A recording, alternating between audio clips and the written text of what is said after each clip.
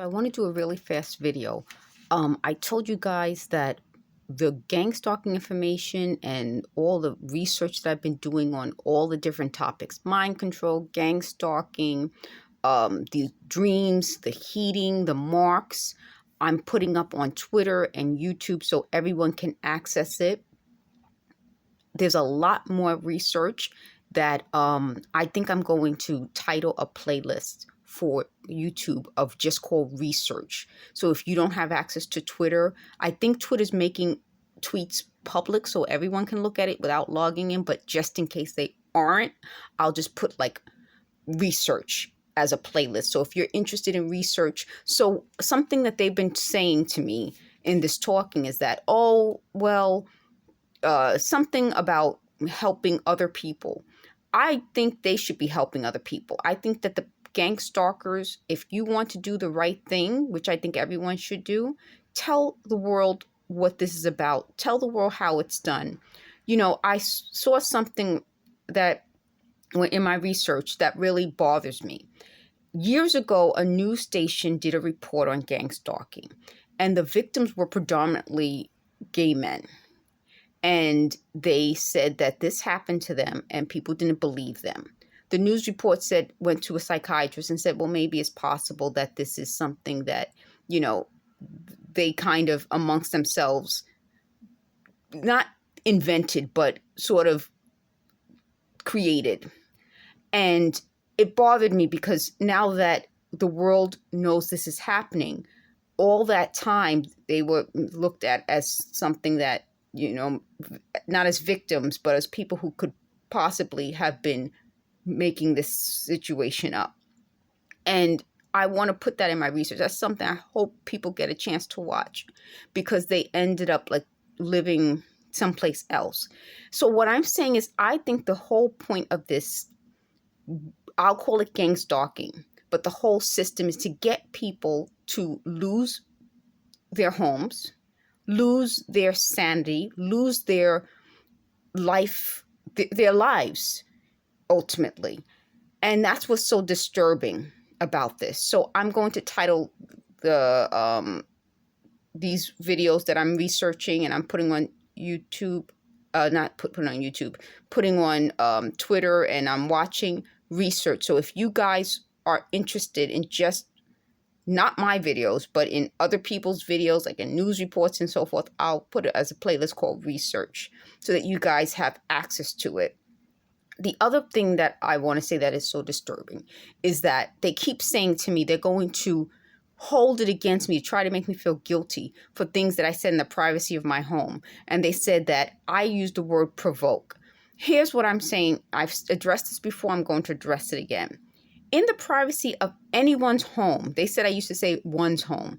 I say one's home now. In the privacy of one's home, you should be able to do what you want to do when you want to do, as long as you are not hurting someone else. If they did this to harm me in the privacy of their home, then they have committed a crime. In the privacy of my home, if I respond to the crime and it enables me to record them, I have not committed a crime. I did not commit a crime. And that's my point. I think they keep missing my point, which is if you do something to hurt someone and it causes the person to be harmed in any way, you've committed a crime. And I think the best way of explaining it to them, and other people understand this, is if I'm walking down the street and you intentionally bump into me, you've intentionally caused me harm, that's a crime. So they reminded me that that happened to me in the subway. I was on the subway platform and a man, big man, bumped into this side of me. And I didn't say anything. And it's weird because now they said, well, why would you not say anything? Because something at the time said, don't. And that's my point. So he bumped into me. I was shocked. I didn't say anything. But using that example, if you're walking down the street and someone bumps into you, I recommend, especially since I'm in New York, don't say anything. Let it go. Why? Because that's another setup. So I'm using that as an example of the setups they use to get people upset and cause fights. That's a very common setup in New York because we have a lot of people and people are in a rush. So some people will intentionally bump into you. And we've had incidents in the past where in response, the person who was bumped into got upset and people end up dying that way in New York. I don't want to scare people about that, but that's a common setup. If you feel slighted when you're walking down the street and someone bumps into you, call the police. Don't fall for these setups. And that's my point. Like this is the bad advice they give me. Why didn't you respond? It's a setup. They also said a common setup is like stepping on your foot. That's another setup, meaning the setup is intentional. Now, if someone unintentionally bumps into you, the person says, "Oh, I'm sorry."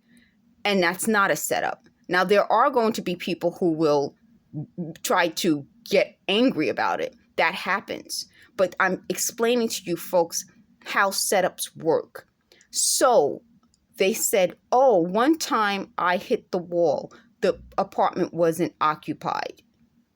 The apartment was empty." And that's my point. A lot of their setups, I'm telling you folks, out in the open because they knocked, because that defeats them. All their setups are meant to make me look bad. So, for example, this wall back here is outside. This is a window. You can tell from the light.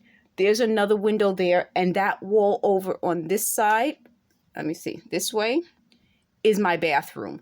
This wall in that direction is my mother's bedroom. So I can hit these walls, not a problem. There was a time I hit the wall over in the apartment A, it wasn't occupied. I hit the wall, apartment C, it wasn't occupied. It was empty. And that's my point. My outside door opens up to apartment A. So if it hits the wall, it's part of the apartment design. And that's my point. I'm not going to live my life in constant, are they going to make a comment? No, I'm not going to live like that. But I want to let you guys know that some of it is designed to provoke you. So in retaliation, if every time they knock, I hit something, then that is me retaliating. Sometimes that's life in New York. Okay, I have a friend who used to say, that's life in the big city. Okay, I'm going to title this video in honor of that person. That's life in the big city. Thanks for watching.